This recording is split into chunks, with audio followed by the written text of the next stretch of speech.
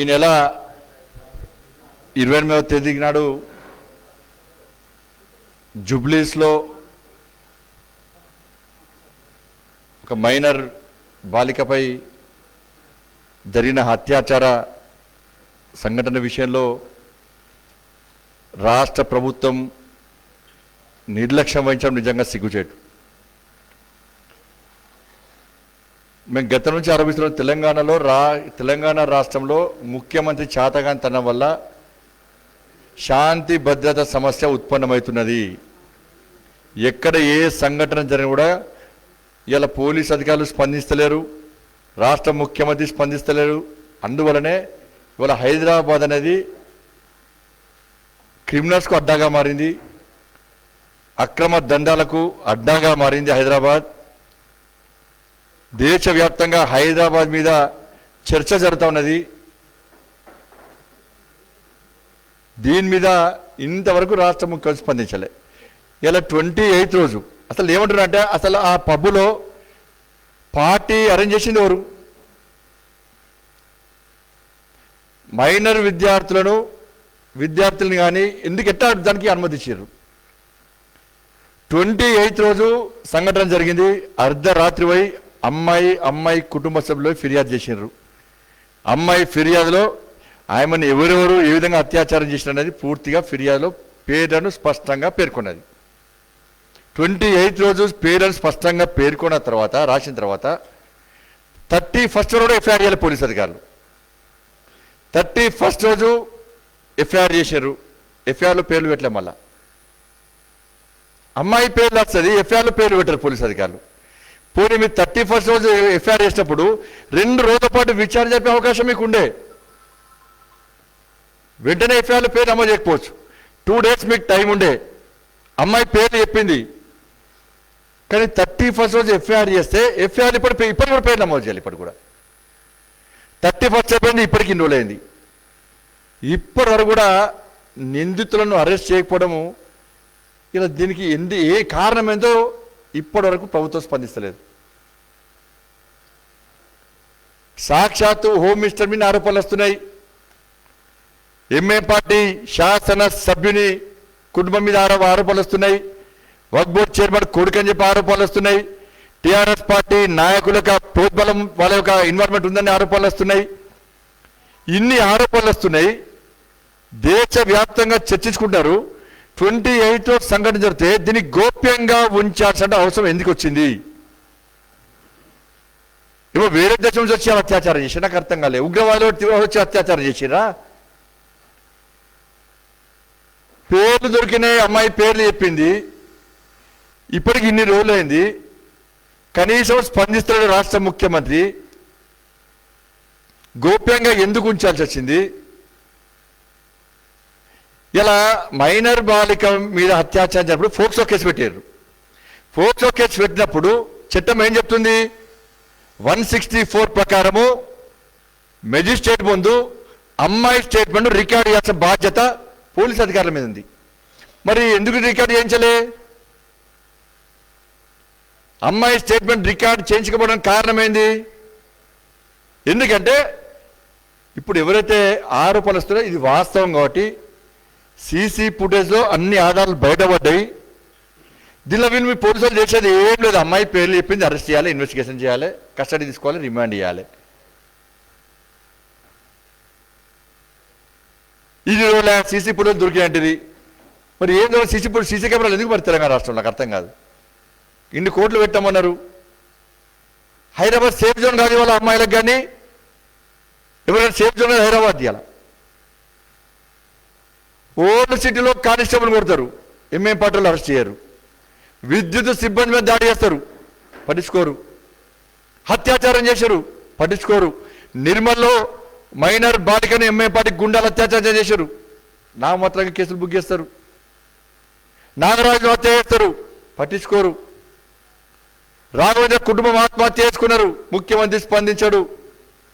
సాయి గణేష్ ఆత్మహత్యకు సాక్షాత్తు మంత్రి ప్రేరేపించిన విషయం బయటకు వచ్చింది, కోర్టు స్పందించింది, ముఖ్యమంత్రి స్పందించాడు. మంత్రిలో అడ్వకేట్స్ దంపతుల హత్య జరిగింది, స్పందించాడు. రామాయణపేటలో వైశ్య కొడుకు కుటుంబం ఆత్మహత్య చేసుకున్నారు, స్పందించారు. వాళ్ళు ఎక్కడ ఏ సంఘటన జరగదు రాష్ట్ర ముఖ్యమంత్రి స్పందించాడు. ఇలా పోలీస్ అధికారులు కనీసము పోలీస్ వ్యవస్థ మీద తెలంగాణ రాష్ట్ర ప్రజలకు నమ్మకం లేకుండా పోయింది. మానవతా దృక్పథంతో ఆలోచించాలి పోలీస్ వ్యవస్థ. చట్టాన్ని కాపాడాల్సిన పోలీస్ అధికారులు వాళ్ళే చట్ట వ్యతిరేకులుగా వ్యవహరిస్తున్నారు తెలంగాణ రాష్ట్రంలో. కొంతమంది అధికారులు పోయి మీ కుటుంబ సభ్యులు అడగండి, చీతు అంటారు మేము కొంతమంది పోలీసు అధికారులు వ్యవహారాలు చూసి.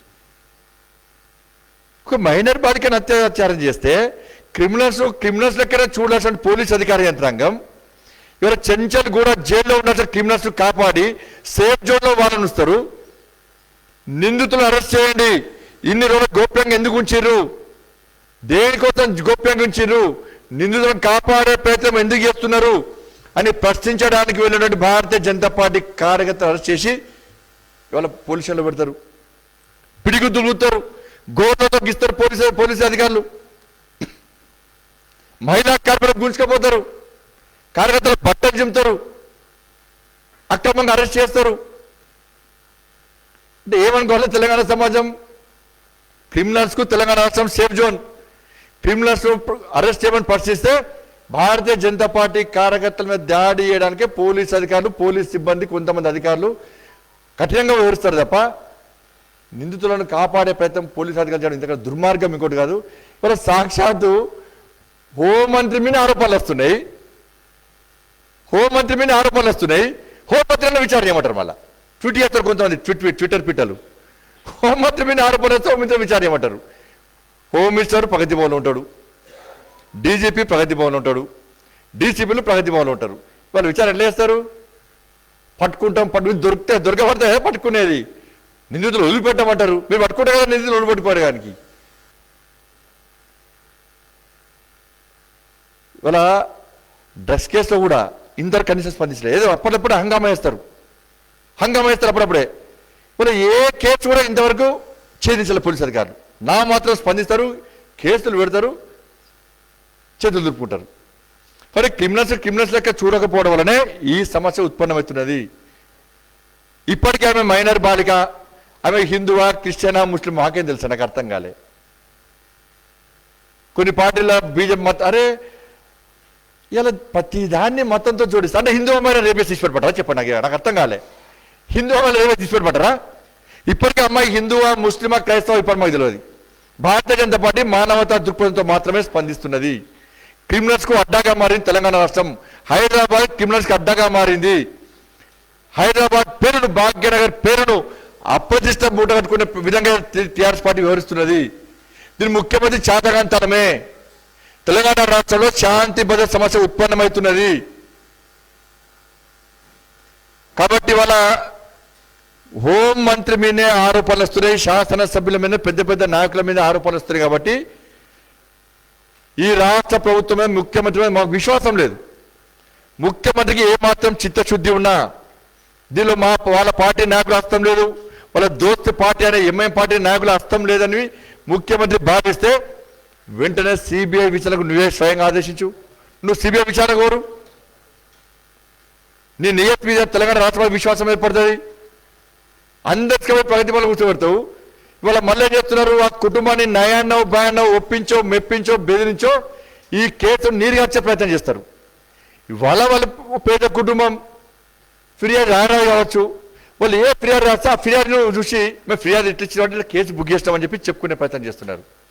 దాంతోపాటు ఈ కేసును నీరుగార్చే ప్రయత్నం చేస్తున్నారు, న్యాయాన్ని ఒప్పించే ప్రయత్నం చేస్తున్నారు, పోలీస్ అధికారులకు ఆదేశాలు జారీ చేస్తున్నారు. ఈ ముఖ్యమైనటువంటి నాయకుల కుటుంబ సభ్యులను కేసును తప్పించండి, ఎవరో తీసుకొచ్చి ఒప్పించో మెప్పించో వాళ్ళ క్రిమినల్స్గా, వాళ్ళ నిందితులుగా చూపెట్టే ప్రయత్నం చేయని చెప్పి సీఎంఓ నుంచి ఆదేశాలు వచ్చినాయి. ఇంత దుర్మార్గం అండి. ఒక మైనర్ బాలిక మీద అత్యాచారం చేస్తే కూడా ఆ క్రిమినల్స్ను కఠినంగా శిక్షించి ఇంకొకసారి ఇటువంటి సంఘటన జరిగితే ఈ విధంగా వివరిస్తామని చెప్పి పోలీసు అధికారులు హెచ్చరించాలి తప్ప క్రిమినల్స్ కాపాడే పని చేస్తే కానిస్టేబుల్ బాధపడుతున్నారు. ఇంతమంది ఒక ఎస్ఐ బాధపడి వచ్చి మాకే సిగ్గు అనిపిస్తుంది అని డిపార్ట్మెంట్లో పనిచేయాలంటే అని చెప్పంటున్నారు. మా అధికారులకు ఇట్లా నీచగా వివరిస్తున్నారని అని చెప్పంటున్నారు. కాబట్టి వెంటనే అరెస్ట్ చేసిన మా కార్యకర్తలను బేషరతుగా విడుదల చేయండి. విడుదల చేయాల్సిందే. ఈ కేసు మీద ఇప్పటివరకు ఎందుకు కాలయాపన చేశారు? నిందితులను ఎందుకు కాపాడే ప్రయత్నం చేస్తున్నారు? కాబట్టి వెంటనే రాష్ట్ర ముఖ్యమంత్రి సిబిఐ విచారణకు కోరాలే. అప్పుడే ఇలా ఈ తెలంగాణ రాష్ట్రంలో శాంతి భద్రత కాపాడతాయి. క్రిమినల్స్ వాళ్ళ కట్టడైతున్న విషయాన్ని ఈ సందర్భంగా హెచ్చరిస్తా ఉన్నాం. హాయ్ ఫ్రెండ్స్, మా టుడే టుమారో యూట్యూబ్ ఛానల్ చూస్తున్నందుకు చాలా థ్యాంక్స్. మరిన్ని లేటెస్ట్ వీడియోస్ కోసం వెంటనే సబ్స్క్రైబ్ చేయండి. అలాగే ఈ బెల్ ని కూడా రింగ్ చేసేయండి. మా నోటిఫికేషన్స్ అన్ని మీ మొబైల్లో వస్తాయి. అలాగే మా వీడియోస్ మీకు నచ్చితే లైక్ చేయండి, షేర్ చేయండి, నచ్చకపోతే కామెంట్ చేయండి.